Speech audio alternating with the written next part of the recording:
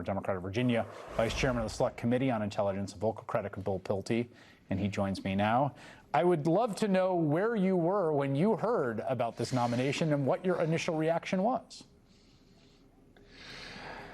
Well, Chris, as you said, it's worse than you think, and I'm glad you put that last video. That was, I believe, a dildo convention or something, but it was, you know, I didn't think that the Trump administration could still surprise me. But picking someone with no national security experience, I don't even believe has a clearance. I asked Bessent today, who's quasi his boss, and he said he didn't know. No, it's the guy that Bessent said he was going to punch in his face.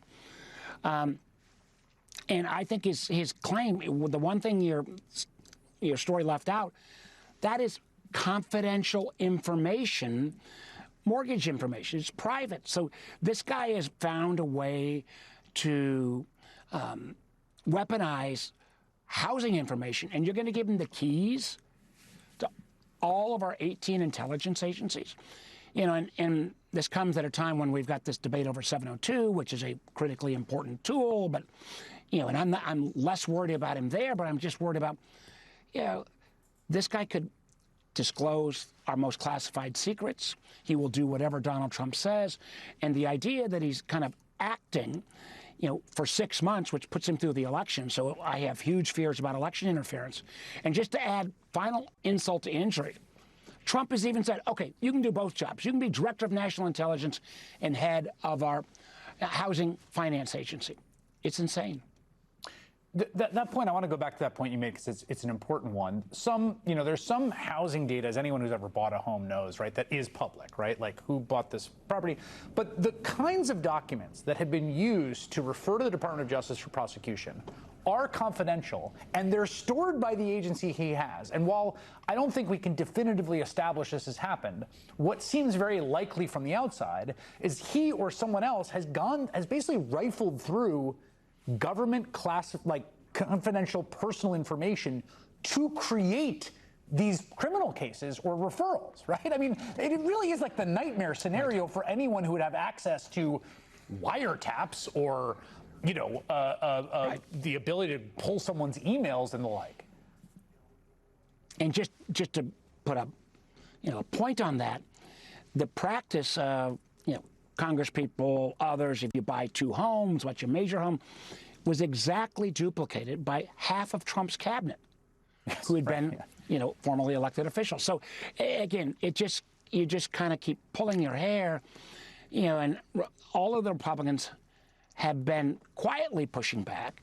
But I am so sick of, like, you know, what they say to me quietly and what they will do publicly. And finally, a few have gone public. But this guy is so far over his skis.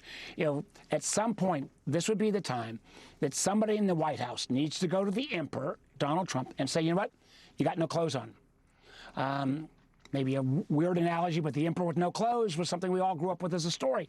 And this is a case of such craziness. And I really wonder whether he wants to now actually defeat this issue called Section 702, which is the way that we listen in to foreigners outside of America talking to each other, which is always a hard push through. There are genuine civil libertarian concerns, and we have put major reforms in place. I'm going to add more now, but the idea that I'm going to kind of convince, anyway, it is a challenge. Yes, I mean, let me just say, I'm not in the Senate, but there's no way that thing's passing if he's on the table. It just seems to me, and we already saw Senator Cortez Masto say today, if that's the goal, like for you, which I believe it is, you know, one of the goals in your job is, but I guess the other question is to cite the New York Times, like, it just seems intolerable to say, well, the Vacancy Reform Act means he doesn't need Senate authorization, he doesn't need to be confirmed, he could sit there for 6 months for the election. Like,